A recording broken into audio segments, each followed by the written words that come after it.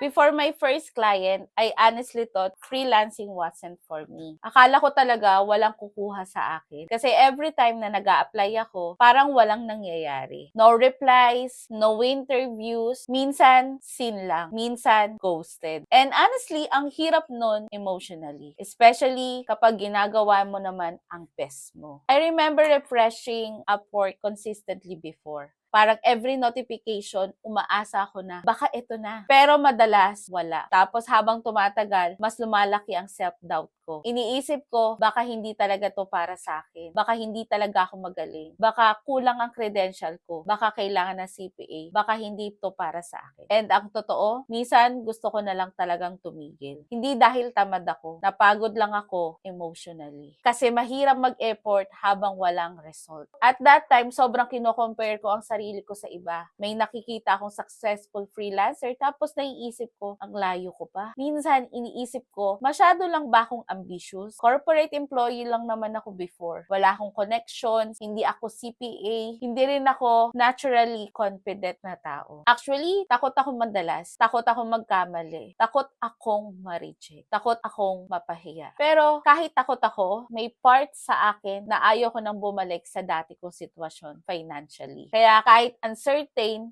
tuloy lang. Habang wala pang client, aral ako ng aral. Minsan, pagod na ako. Minsan, 4 hours lang ang tulog ko. Tapos honestly, mabagal din ang progress ko. Hindi ako yung tipong mabilis makagets agad. May mga topics na inuulit-ulit ko talaga. Pero eventually, na-realize ko, kahit hindi ko pa nakikita yung result externally, may growth nang nangyayari sa akin internally. Mas gumagaling ako, mas nagiging confident ako, mas naiintindihan ko yung ginagawa ko. And minsan, yun muna talaga yung unang progress. Tapos eventually, nakakuha ako ng first client ko, $150.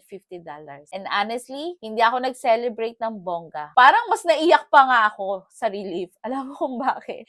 Kasi finally, parang may proof na posible pala talaga. Hindi instant success yung sumunod. Hindi rin nawala yung struggles after nun. Pero that moment changed something in me. Doon ko na-realize na rejection doesn't automatically mean you're not capable. Minsan, nasa process ka lang talaga, pero bago mag-connect yung opportunity. Looking back now, I think maraming beginners ang sumusuko during the invincible stage. Yung stage na nag-aaral ka, mag-a-apply ka, nag-i-improve ka, pero parang walang nangyayari externally. And honestly, yun yata yung pinakamahirap na part because you're trying to believe in something na wala ka pang proof. Pero minsan, that season is not punishment. Preparation pala siya. So if you're in that season right now, please don't be too harsh on yourself. Hindi ibig sabihin na delayed yung result mo, wala nang mangyayari. Hindi ibig sabihin na rejected ka ngayon, wala kang potential. And sometimes, the hardest part is continuing before you see the proof that it's working. And sometimes, that one opportunity comes after the season where you almost quit. Buti na lang talaga, hindi ako tumigil.